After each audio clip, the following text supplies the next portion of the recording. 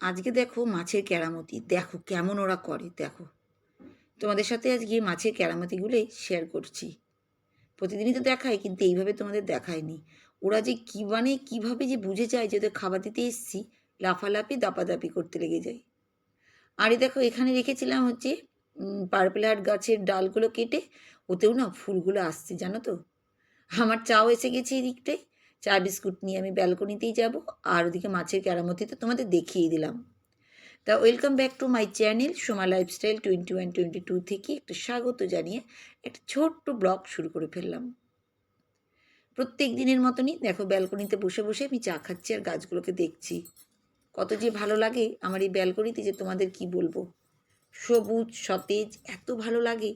যদি একটু বেশি টাইম পেতাম এখানে বসে থাকতাম, কিন্তু সময় কোথায় পাই। কাজ তো আছে অনেকটাই। তাও দেখো গাছগুলোকে নেড়ে নেড়ে দেখিয়ে নিচ্ছি।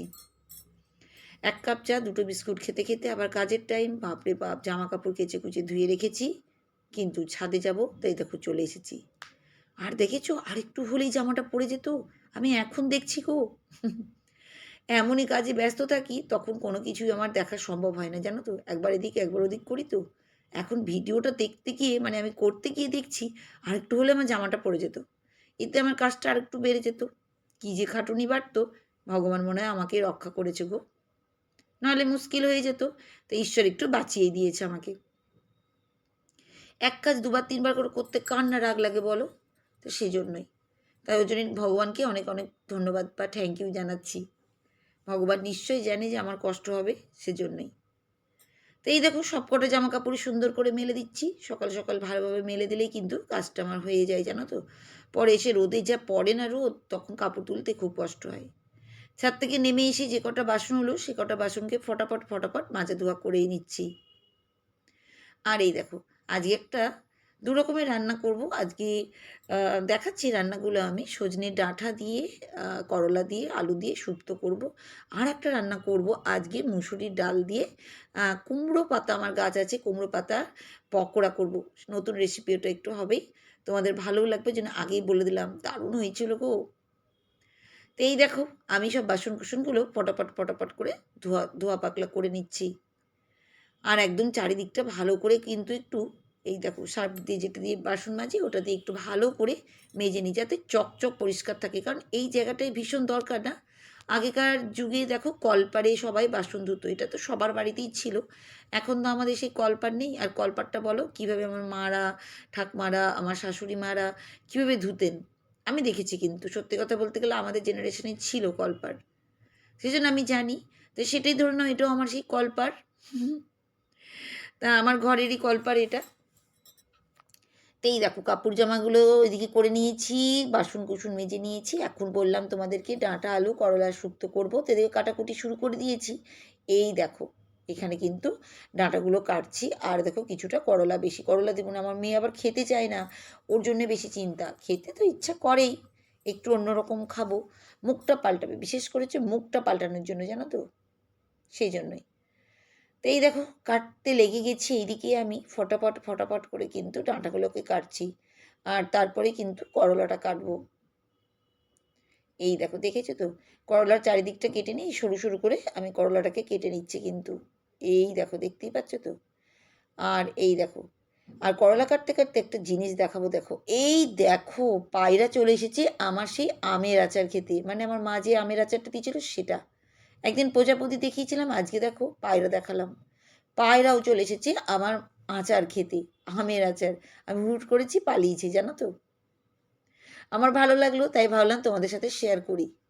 আর এদিকে কী করবো বললাম তোমাদের, ডাল তো ভিজানো হয়নি, কারণ মাথার মধ্যে সেরকম চিন্তা ছিল না। ওই ব্যালকনিতে পায়রা দেখতে গিয়েই তখনই দেখলাম কুমড়ো শাক কটা হয়েছে। তাই একটু ডাল ভিজিয়ে দিচ্ছি, মুসুরির ডাল। ওই ফ্যানের মধ্যে, গরম ফ্যানের মধ্যে রেখে দেবো, হাঁড়ির উপরে চাপিয়ে, দিয়ে সিদ্ধ হয়ে যাবে। এইটাই করব, টেস্টি টেস্টি।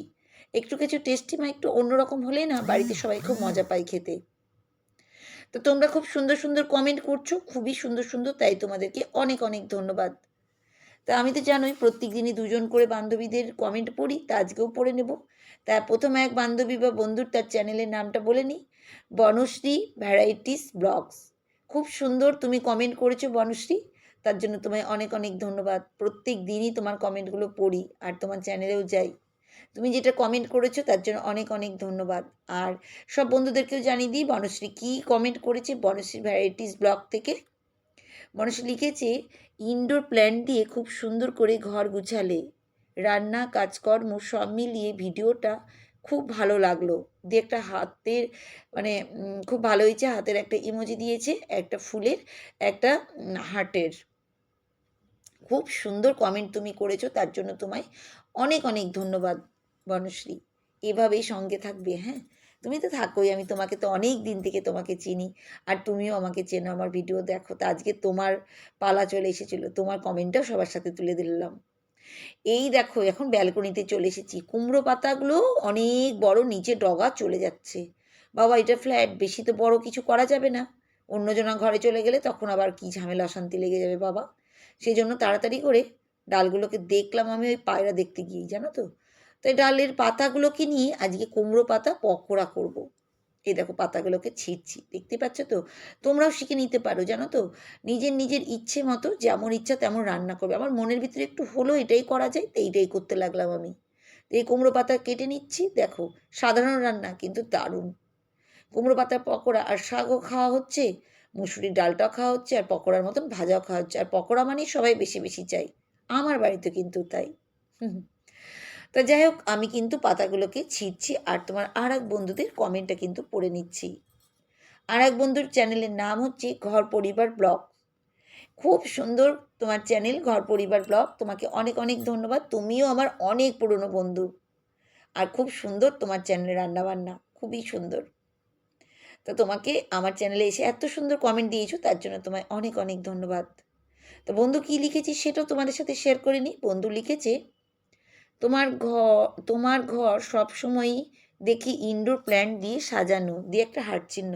হ্যাঁ গো, তার মানে তুমি আমার ভিডিও সুন্দরভাবে দেখো। হ্যাঁ গো, আমার ঘরটা মোটামুটি চারিদিকেই ধরে রাখো ইনডোর প্ল্যান্ট দিয়ে সাজানোই।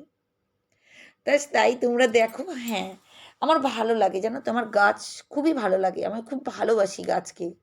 আর সব জায়গায় বেশিরভাগই পাবে একটু গাছ আমার ঘরে। আমাকে অনেকজনাই বলে, ঘরে তো তোদের জায়গা নেই, তা রাখিস কোথায়? ওই যে বললাম, তেঁতুল পাতারও জায়গা হয়ে যায় যদি ভালোবাসা থাকে, সেরকম অবস্থা। আমার খুব ছোট্ট ফ্ল্যাট, এমন কিছু বড় নেই, কিন্তু চারিদিকে গাছপালা দিয়েই ভরা গো। আমি খুব ভালো লাগে আমার। আর তোমারও খুব ভালো লাগে আমার ভিডিও দেখে, আমার ইনডোর প্ল্যান্টগুলো দেখে, তাই অনেক অনেক ধন্যবাদ। এবার আবার চলে আসি।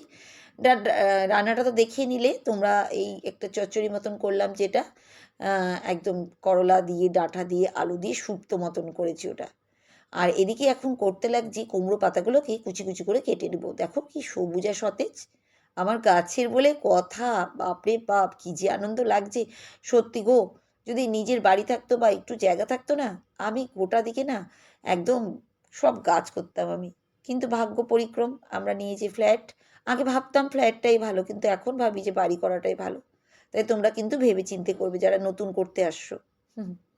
আর এই দেখো ডাল কিন্তু বেটে নেওয়া হয়েছে, মানে মিক্সিতে ঘুরিয়ে নিয়েছি, বাটার সময় নেই গো।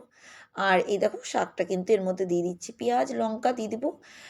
এই দেখো পেঁয়াজ রেখেছি, কাঁচা লঙ্কা একটু বেশি করেই দেবো, একটু লবণ হলুদ দেবো, একটু কাশ্মীরি গুঁড়ো মশলা দিব, আর একটু দিব চালের গুঁড়ো। এতে কিন্তু ভালো করে মেখে নিয়ে একটু সর্ষের তেল বা সাদা তেল যেটা আছে একটু গরম করে এর মধ্যে দিব।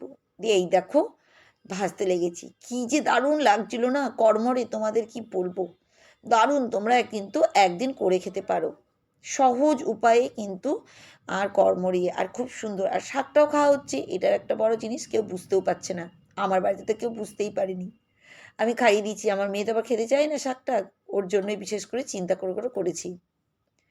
তা দেখো ভাজা কিন্তু হয়েই যাচ্ছে, সাধারণভাবে কিন্তু রান্না, কিন্তু টেস্টি, জানো তো।